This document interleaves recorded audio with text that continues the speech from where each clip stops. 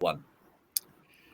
Right then, ladies and gentlemen, welcome back to cricket.com, where we're going to be having the episode number 9 of the CDC Vodcast, the English version that is, with me, Avnish Hegde. And we've got, of course, good company, as you can see on your screens.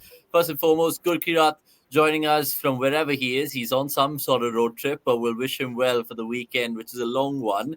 We'll come to you, Gurkirat, in just a bit. Then we have Shubh, who's just 2 rooms away from me in the CDC headquarters in Bengaluru. So don't be fooled about all the locations and stuff. But a man who's actually far away from us and who's returning to our screens is, of course, Santoki from the Caribbean Cricket Podcast, who joins us at pleasant UK weather, I should say. Or is there a heat wave still going about, Santoki?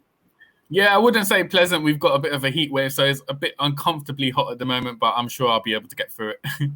Yeah, I mean, there's lots of complaints from at least all the football fan channels that I've been tuning into of late. But look, let's, of course, talk about a variety of cricket things in this podcast, from Trent Boult to India Zimbabwe to what we've really picked out of the 100 to even a little Independence Day special at the end where I asked the boys about their best Indian T20 batter of all time. Right, let's start with a somber topic in terms of Trent Boult and that big decision, which of course played out earlier this week. Before we get into it, here's just a clip from what he had to say with regards to his big decision.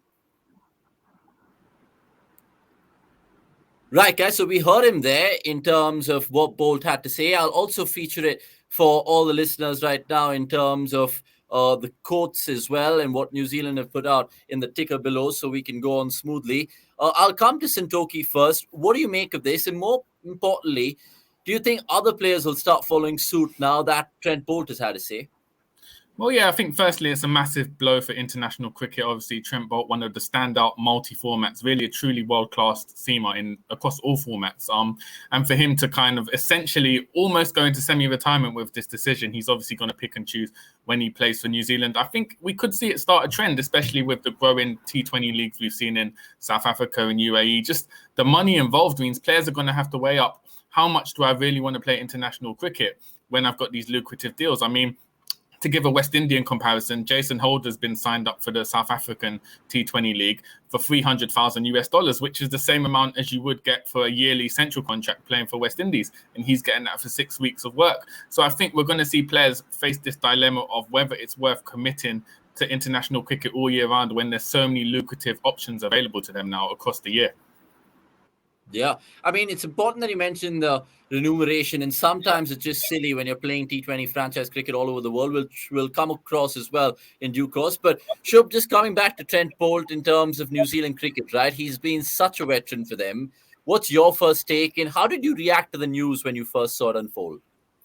Well, first of all, I got to know about the news within 15 minutes when New Zealand Cricket Board released it on Twitter. So basically, it was around 4 a.m. in India, and because of this big time difference, I was not able to comprehend it at that time. Uh, yeah, I was not able to comprehend it that time, and at that moment it came out as a big shock to me. But then when I slept on the news, I woke up the next day, I got to think about it a bit. I kind of thought that, yeah, I kind of thought that, yes, Bolt's decision actually makes a lot of sense. And actually, Bolt is not the first one in the list. AB de Villiers did exactly the same thing 5 years ago. Yeah. So yeah. So Bolt's decision, first of all, it is a massive blow for international cricket, as Santoki said, and it actually has quite few layers to it. First of all, he's 33. If you compare his decision with that of AB, I think Bolt has a lot of conviction in his call, because he's a fast bowler, and as he mentioned in his statement as well, that fast bowlers don't have long careers. So he's just being realistic about the situation, and as he said, it is time to move on to the next phase, and that is what he's doing. And I think if you think about it, we should respect his call, although I'm very disheartened by it, because Bolt's best format is actually Test cricket. I'm not saying that he's not a good T20 bowler in the first place. He will still get massive deals from various T20 leagues. But the delight to watch Bolt is to watch him swing the red ball, swing the new red ball, and set up the things for New Zealand as we saw in England as well.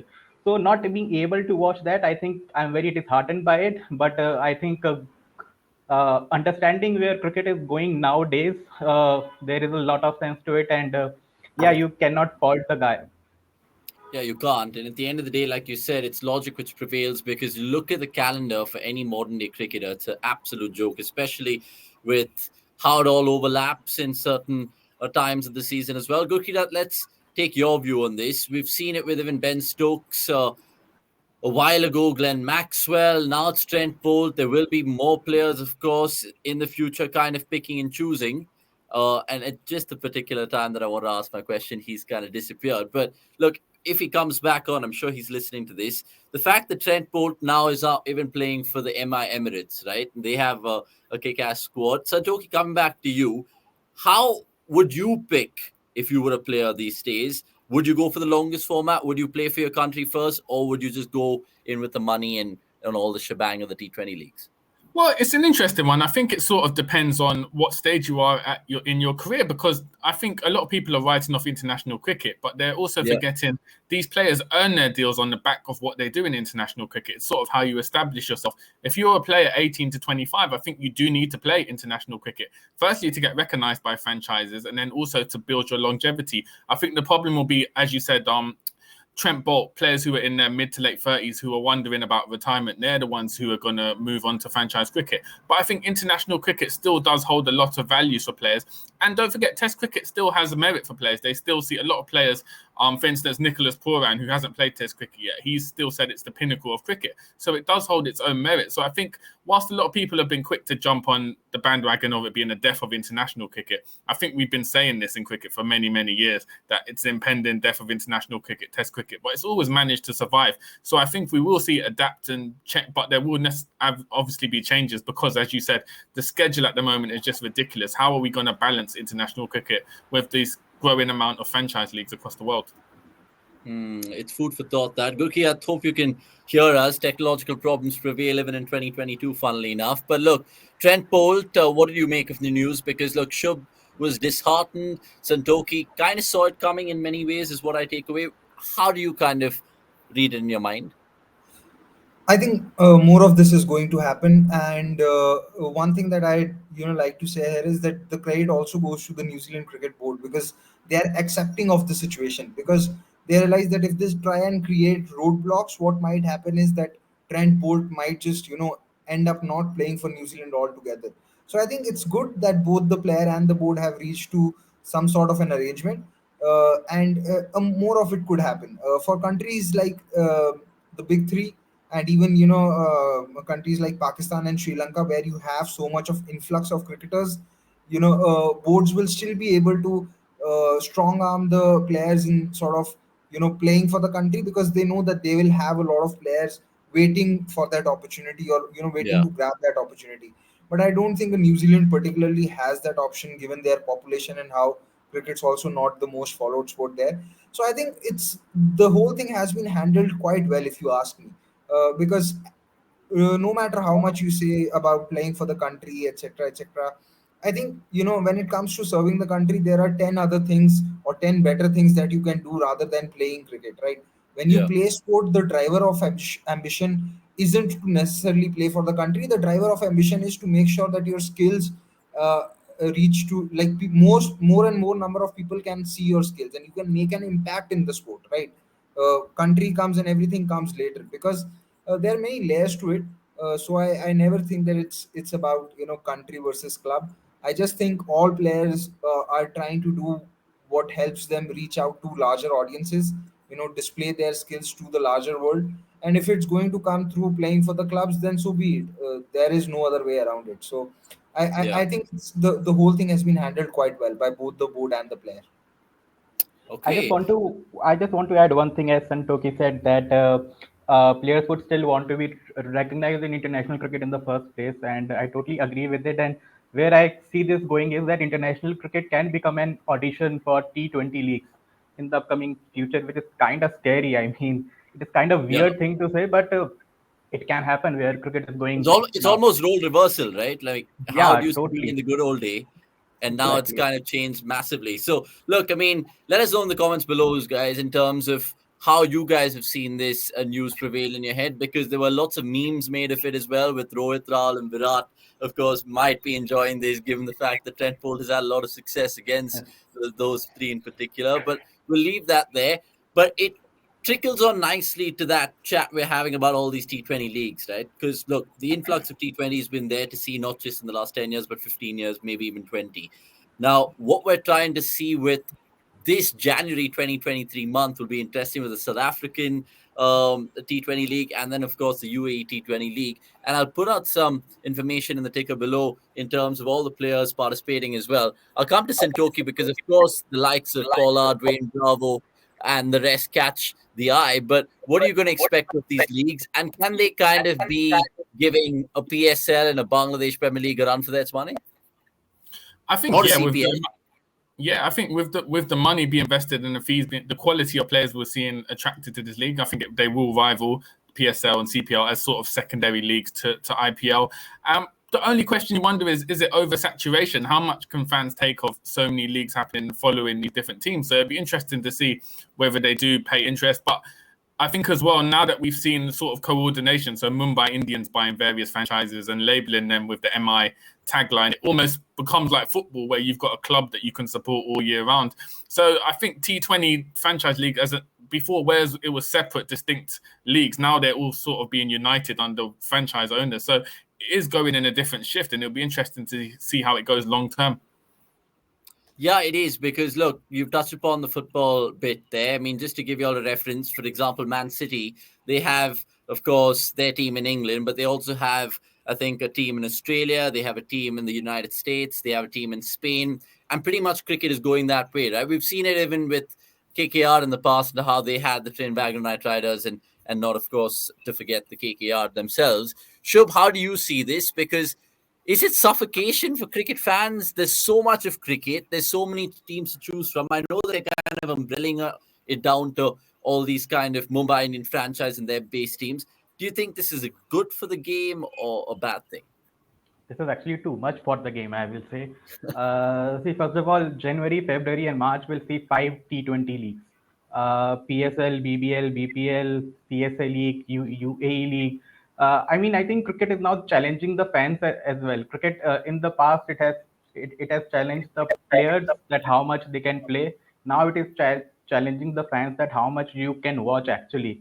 Just the fact that there will be five T20 leagues running in those 3 months, it and the fact that Mumbai Indians have already framed a 13-man squad for their UAE squad. I mean, it is giving me a lot of anxiety that I mean, just how much cricket can you watch? It is already too much right now.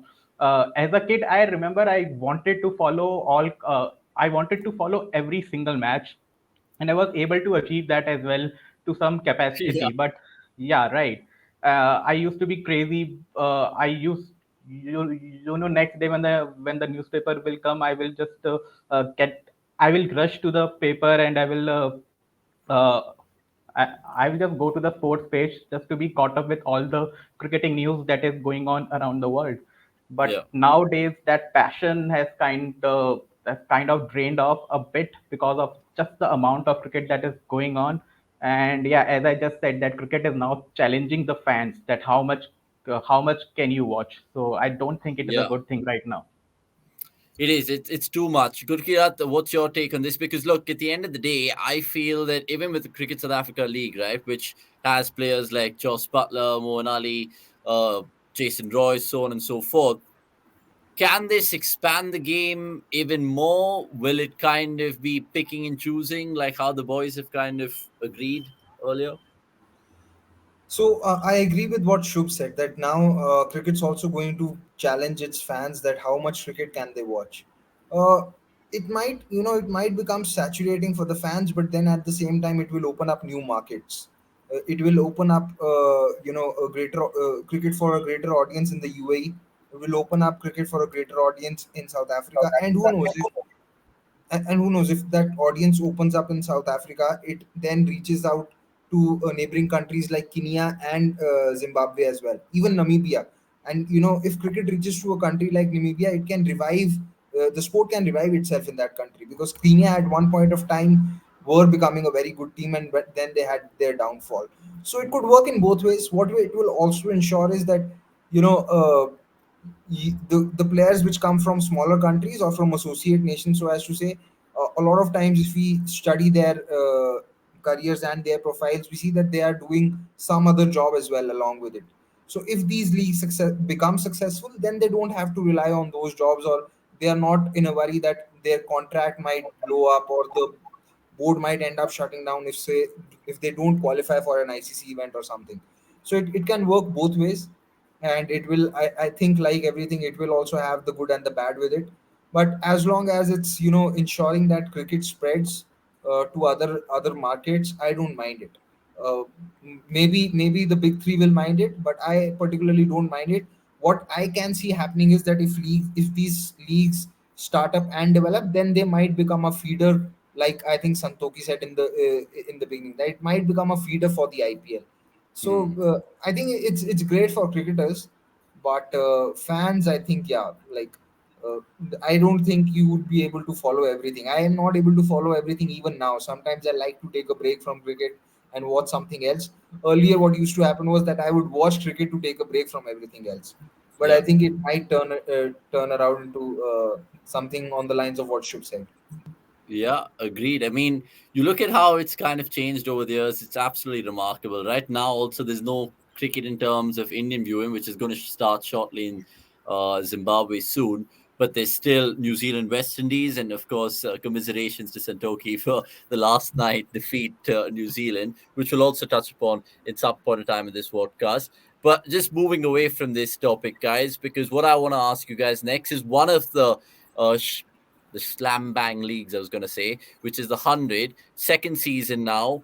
I've picked out some good matches and moments that I've kind of just seen briefly. I don't know how much you guys have actually watched the 100. So, Toki, I'll come to you on this. I'll tell you my three takeaways, and it's not really regarding the cricket here. First, to see Ravi Shastri with Harry Kane and then a CDC expert of Darren Koff in the commentary box was quite fun. That chuffed me up quite a bit. The second one, I don't know if you guys saw this particular third umpire moment in the Trent Rockets Superchargers game where they took an eternity for the umpire to make a decision, and then he went on air to say my giddy aunt to not really understand how to make that decision. So a couple of funny off-field things, and of course, not to forget Will Smead becoming the first man to get 100 in the 100. Funnily enough, what was your highlights, Santoki, so far? Yeah, well, as a Tottenham fan, obviously Harry Kane being present at Lords and smashing a few Yeah. sixes was always great to see. But I think for me as well, seeing the world class players in the 100, so Sunil Narayan's had an excellent economy, and I interviewed him recently, and he talked about how batsmen now at this stage in his career are afraid to attack him, and he's how to adjust his game to restricting runs. But we've also seen him manage to pick up wickets as well with this new action where he hides the ball behind his hand. So for me, as a West Indian fan, it's been a pleasure. It's a shame it's not him in maroon, but it's been a pleasure to see Sunil Narayan playing well in the 100. And also, as you said, Will Smead, there's talk of him getting into the England side.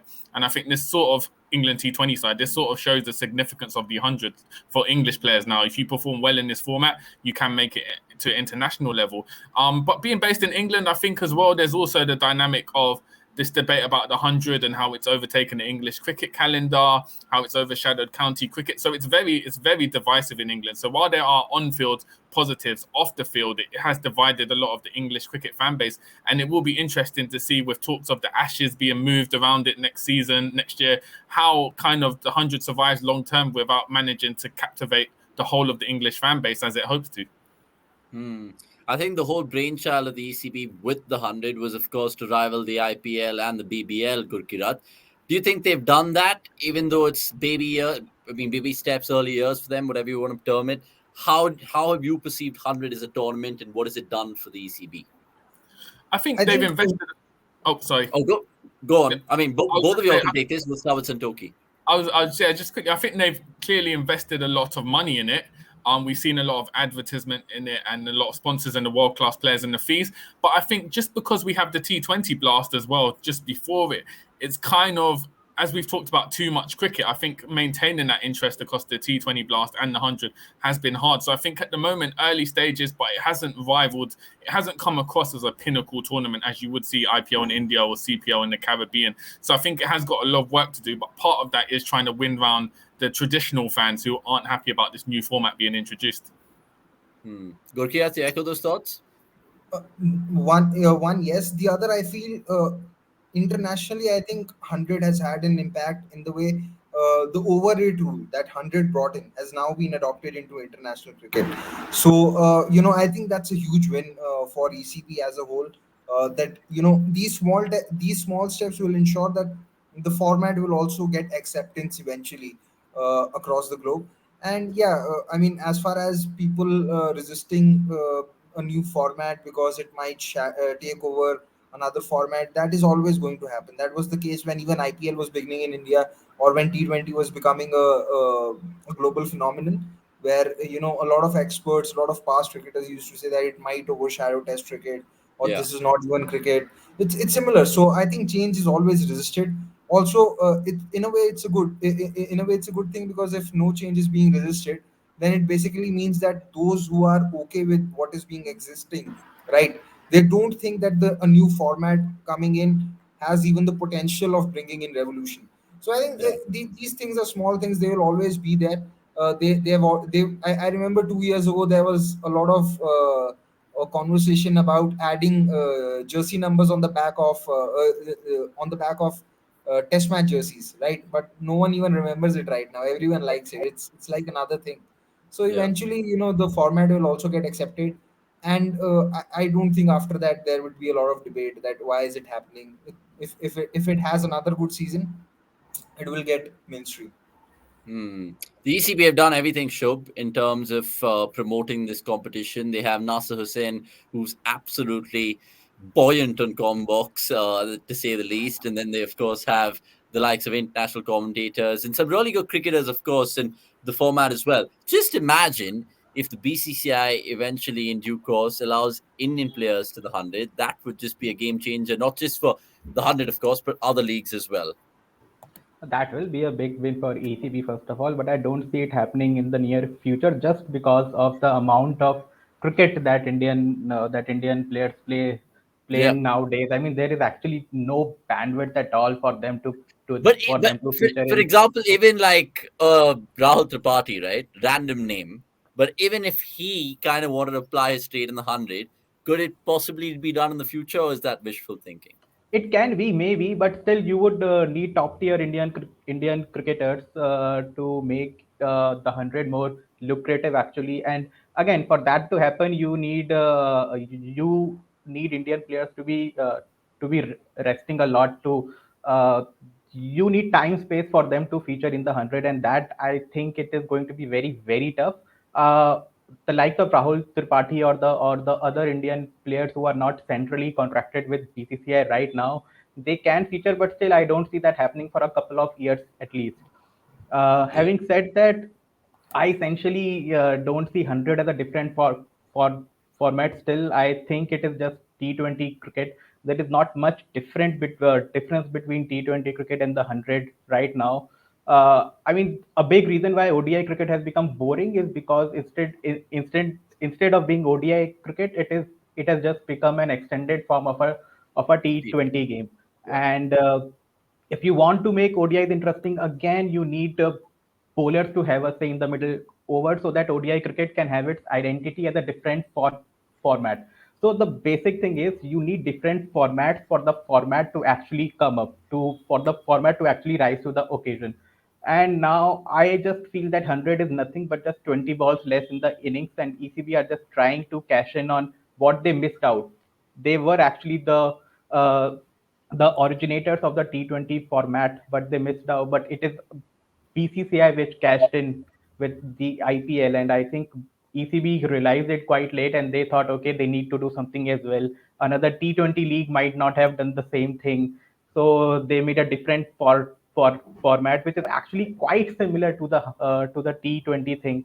So that is my only reservation with the format right now, the 100. But yeah, maybe Indian players, but I still it is a long way to go. Okay. Speaking of the 100, you guys can catch it all on cricket.com in terms of the stats, the in-game analysis, and whatnot. So download the cricket.com app right now before we talk about a couple of series, which is, of course, upcoming. And we'll just get done with the New Zealand West Indies chat, right? Like just looking ahead of the World Cup, guys. New Zealand, of course, finalists from last year. The West Indies, blue hot, blue cold, and then they went crash, bang, and wallop sort of thing in the United Arab Emirates, to put it nicely, to Santoki. How do you kind of see West Indies right now in terms of this new team? I would say the Puran era. They, of course, got spanked by India 4-1, not to remind you about that. But how do you assess the West Indian team right now? Because they have a lot of names, but can they all fit the pieces together? Yeah, at the moment, I think it's a team in transition. We've lost the likes of Chris Gale, DJ Barber, Kyron Pollard, and also Andre Russell, Sunil Narayan, Evan Lewis haven't been called up for various reasons. So Pooran's had to lead a young, inexperienced squad into this build-up to the World Cup. And we've struggled in two areas. One is the middle order batting. We've seen Pooran himself struggle in T20s. They've recalled players such as Devon Thomas, Shimron Hetmeyer, but they've struggled to get going. But the main issue for West Indies, which has been a problem for the past few years, is having strike bowlers who can take wickets. At the moment, we rely on Obed McCoy. So he took a brilliant 6-wicket haul against India. But if he's not firing, we struggle. Alzari Joseph and Jason Holder have been inconsistent. So our inability to take wickets leads to a massive problem. And then our batting issues as well adds to it. So it's going to be a very tough time for Pooran heading into this World Cup against a very, very strong New Zealand, as we saw in the first T20 International. Yeah, New Zealand are looking good. Shub, talk to me about how they are kind of shaping up before the World Cup. I know it's still a while away, but by the looks of their playing 11 in that first T20, it's a strong side. It's their first side, right? No one's resting. Yeah, I think so. It's their first side. I'm not sure about it because New Zealand have not played a lot of cricket off late. They have certainly not played a lot of T20 cricket. So I mean, with so much cricket going on in between, you need to go back in time and revise it. Actually, that what New Zealand did the last time they played T20Is, and also the first T20I started at 12 a.m. according to Indian timing. So it was very tough to follow that one. But see, New Zealand is the side that has always been close to every cricket fan's heart, no matter where the cricket fan is Yeah. from. We all like to see New Zealand cricket doing well. They made it to the finals last year, and we desperately want them to get a white ball trophy as well, because see, 2015 they went to the finals, 2019 they tied the final but still couldn't get the cup. So they have a red ball trophy right now. But yeah, we all want New Zealand cricket to do well, and it was actually heartening to see the way Kane Williamson played in the first T20. I mean, scoring that 47 at a decent pace after his struggles in England in the red ball cricket. So we really hope that his elbow stays fine for a long time now, and we can see Kane Williamson of old. And Kane Williamson is a very crucial player, actually. I mean, I see him as a T20 opener. He had a poor IPL, actually, but he is one player who, if he is in his best form, he's actually a three format player, according to me. I mean, I'm sure you guys would remember the way he scored that 90 odd against India Yeah. in 2020 January. He was belting Bumrah for force for fun. I mean, that is not a child's play, right? So yeah, that is why I feel that Kane Williamson is a very crucial player. We all like to see him do well, and if he does well, New Zealand does well. So yeah, I mean, I haven't followed a lot of New Zealand cricket off late because they haven't played much. But yeah, let's hope they do well in the World Cup. Yeah, this series is just going to be a small litmus test. Gurkira, let me put it to you this way. With regards to New Zealand and West Indies, right? Uh, whose camp would you rather be in right now with the World Cup looming large? West Indies, like Santoki mentioned, have their own pros and cons. New Zealand, of course, everyone doubting them, but they always punch above their weight. Sorry to use the cliche, but that's true. Coming back to my question, whose camp would you be in right now? A New Zealand one or a West Indian one? It's a very tricky one because even though you might look at the New Zealand team and feel that on paper they might look better than West Indies, but New Zealand have never had a great record in Australia, Yeah. regardless of the format that they play in, whether it's Test matches, ODIs, or T20s, and even if you look at their bowling attack. If the ball doesn't swing, the likes of Saudi and Bolt become completely different bowlers, and then they have only one bowler remaining who can actually hit the deck and extract pace, and that is Lockie Ferguson. And his form also keeps going up and down. Even against Scotland, uh, he was conceding runs. So it's difficult to pick. Might just go with New Zealand, but it's a very little gap. Who knows that if Andre Russell starts to bowl and if Alzari Joseph hits form, then West Indies might have two bowlers who might be very suitable for the conditions in Australia, and then someone like Akil Hussain can also come into play with the larger square boundaries on a few particular grounds. But again, they need the likes of Evan Lewis and Hetmeyer definitely to do well, because they are one of their best bets against pace bowling.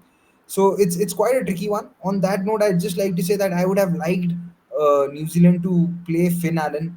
I hope they do play him today, because Martin Guptill's really, I really don't know why he's been holding his place, because he's been playing one innings in I think 10 matches, and apart from that he's really been struggling. The World Cup final as well.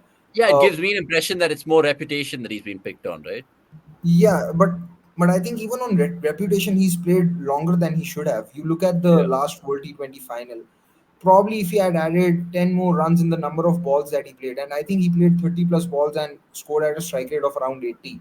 Who knows, that might would have made the difference for New Zealand eventually in the final. So I would have liked Finn Allen to get a look in.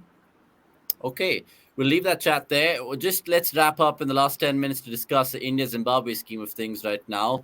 And just to refresh your memories, viewers, here's the fixtures, as you can see 18th, 20th, and 22nd, all from the Harare Sports Club. It's going to be some good viewing in the morning hours, not at least the West Indian time zone that we were all used to, at least in the last fortnight or so. The big news, of course, was trickled in on Thursday was that KL Rahul's going to be back and captain Gurkirat. I'll get Santoki's thoughts on this because, of course, he saw lots of the Indian team not too long ago in the West Indies himself. Shub is back through another stream.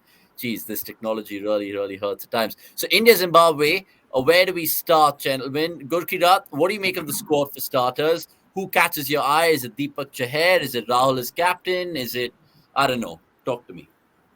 I'm I've loved that the fact Rahul Tripathi is in there, but Yeah. I'm not sure if he'll really get a game, because now that KL Rahul's coming back, you can expect him to play all three games. Shikhar Dhawan anyway doesn't play any other format, and it's not fair on him given his stature and reputation to not give him game time, especially when there isn't a lot of ODI cricket that happens. Because before the West Indies ODIs, he played the ODI series against South Africa, because in between he also had COVID, so really didn't play the two matches against West Indies at home. So, but I don't think Rahul Tripathi would get a game.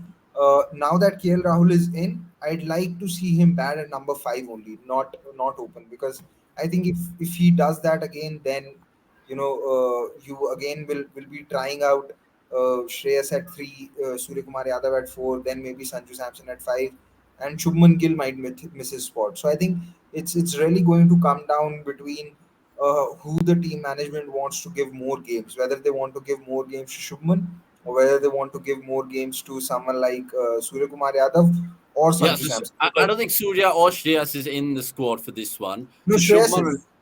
I think Is Shreyas is, Shreyas there? Okay, man. So if Shreyas is there, then he certainly will bat at three. or he's And then it not. begs the question. No, he's not. So Shreyas is not in the squad, Gurkirat. Neither Okay. is Surya Kumar Yadav. Stop confusing us and the viewers. But look, I Sorry. understand that because there's been a lot of chopping and changing. So it comes back to whether KL Rahul bat at five or whether they will stick with what they went in with the Caribbean pairing of Shikhar Dhawan and Shubman Gill. Santoki, come in here. On paper, what would you go for? Would you go for Gill Dhawan? Would you go for KL Dhawan, who've opened in the past? I would, well, having seen them in the West Indies, I think Gil Dawan sort of worked well. Gil, the first and the third ODIs, played some really good knocks. He was unlucky to get run out. He hit 98, not out in the final ODI. So I think they worked really well. So I think KL Rahul coming back in after a long time out of the international side, I think to displace Dawan or Gil would be unfair of them. So I'd have Rahul back lower down the order, add that firepower in the middle order, and stick with what was successful in the West Indies. Sure, will they go for data? Because these boys are saying Rahul at five. The numbers say Rahul at five. But you? Rahul at 5? I will actually open with him just because he has been away from cricket for a long time, and with and it is the T20 World Cup which is closer right now, and he will open in the T20 World Cup for us, or at least bat in the top three. So that is why I will have him at I will have him as Dhawan's opening partner. I will have Shubman Gill at one down actually. But having said that, Zimbabwe is not the ideal opposition that you would want him to be facing to just to Zimbabwe is not the ideal opposition you want him to face in preparation for the World Cup. But again, I think it is fine that if he opens and he just gets into the rhythm first up and he opens the innings. So yeah, I will have Rahul as my opener just for that simple reason. Yeah, because it's strange. They also have Ishan Kishan and Rituraj Gaikwad in the squad who can may as well be open, but I'm sure they're definitely not going to get a chance, at least for the first two ODIs. Who knows if we're 2-0 Yeah, but up, one more thing maybe I they would can. like to add, this series will be more about testing Deepak Chah's fitness. I think that is the one Agreed. that is the most crucial factor. That is the most crucial takeaway that India can gain from this series. That how Deepak Chah's fitness fares up after three one-day matches, and I think he will play all the three one-day matches if his fitness stays intact. And yeah, Deepak Chah's fitness will be crucial for India in this ODI series. Yeah, you look at the rest of that squad, Shardul Thakur, Akshar Patel, they'll all kind of get games under their belt. Plus Krishna, of course, Chris got the solitary game, I think, in the West Indies, and not to forget Avesh Khan, who was part of the scheme of things as well. Just a word in Zimbabwe, guys. I don't know if you guys saw recently, they did beat Bangladesh 2-1 in the series.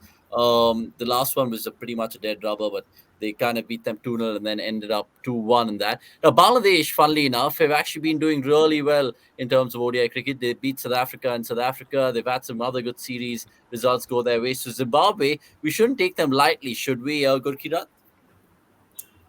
I have never believed that you should take any opponent lightly, even if you are playing, the associate teams.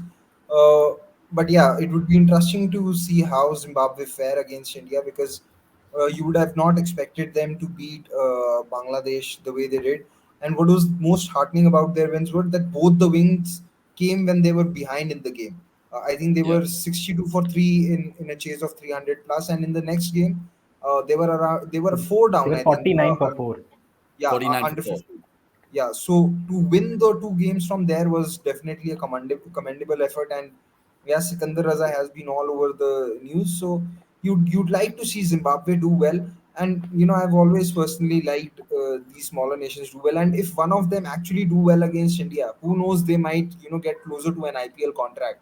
So Yeah. if Blessing Muzerbani is there, I'm not sure if he's there. I'd be very excited to see him. Yeah, I think he was linked to becoming a CSK netballer. I might be wrong on this, but let me know if LSG, he. Lucknow, LSG. LSG. LSG it He is. was a net bowler for them.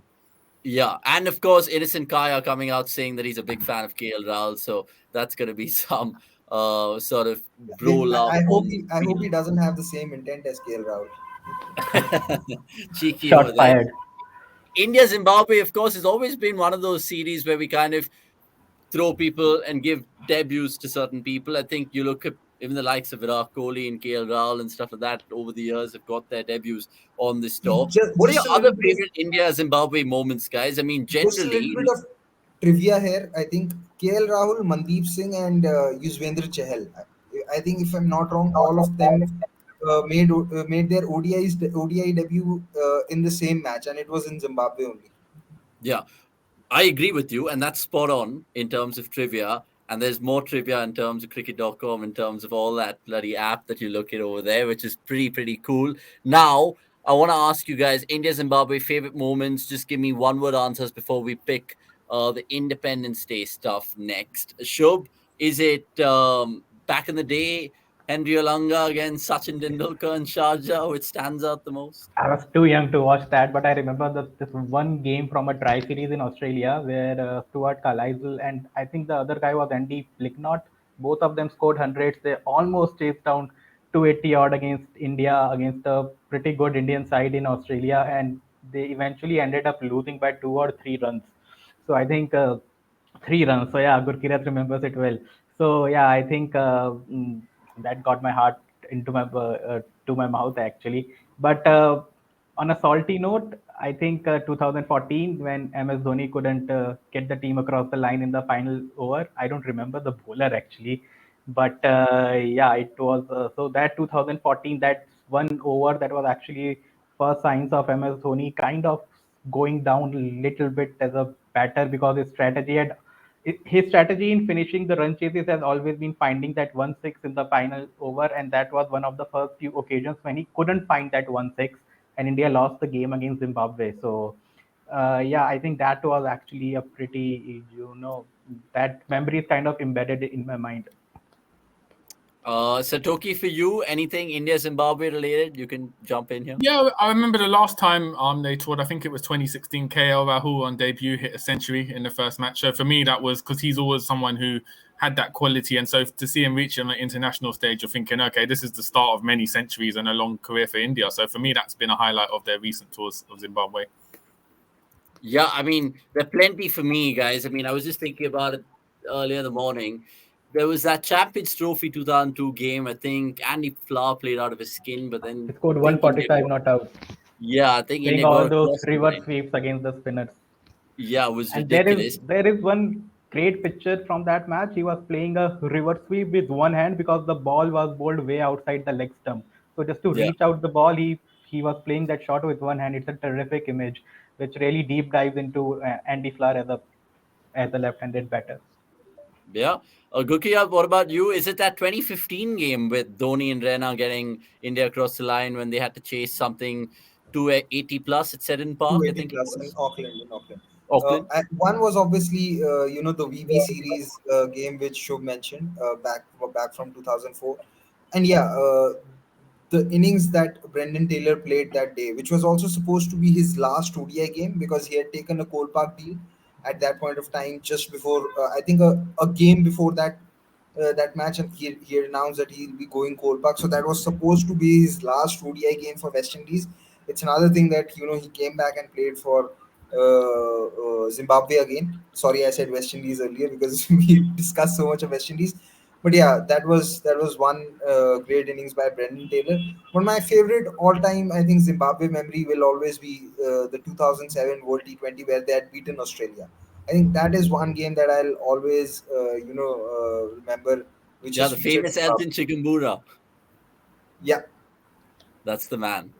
yeah. Honestly, that's the man. So, look, guys, we can just go on and rumble upon these kind of things, but it's been fun picking your mind. Because it's Independence Day weekend, we, of course, just want to have a little bit of fun with gentlemen before we wrap up this podcast. And here's something to think about back home and let us know in the comments below. Your favorite Indian T20 batter of all time. Now, four of us will give our goes surely, and there'll be some sort of 5 minute debate that we can have right now. I will kind of throw a cat amongst the pigeons right now with my particular favorite Indian T20 batter of all time, and that is Virendra Sehwag. I know that you guys might be like, how can you not pick this guy or that guy? So let's go in terms of alphabetical order. We'll start with Gurkirat. Gurkirat, the floor is yours.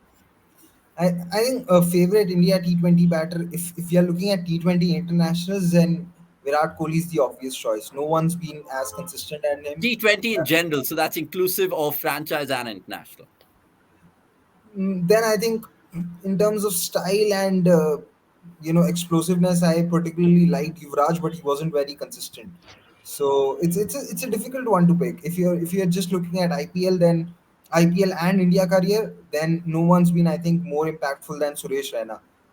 Very Hmm. consistent. I always felt that because India had Virat Kohli, Suresh Raina couldn't bat at number three, and if he would have been batting at number three, he would have been probably an even better T20 international batter. So I think Suresh Raina as a T20 batter was also ahead of its time, for especially if you look at the Indian context, because up till 2016, 2017, we had, we were playing T20s as a short form of an ODI cricket, but Suresh Raina that way was cut apart from a different cloth.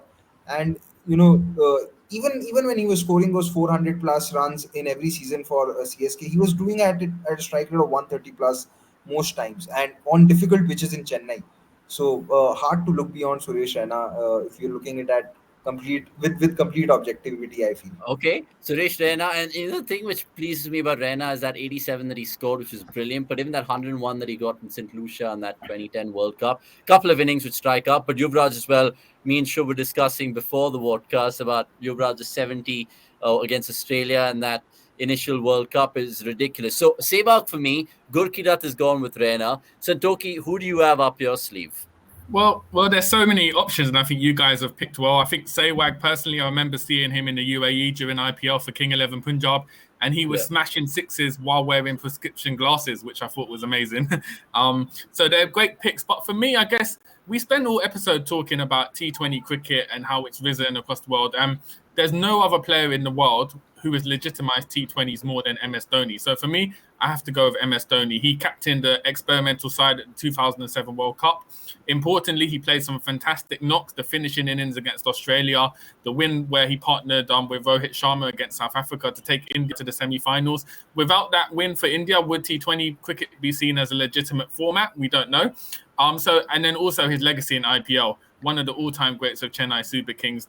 I mean, there's so many knocks you can count on. So for me, just not only because of his batting ability as a finisher, but also just how important he is to the format as a whole, I have to go with MS Dhoni.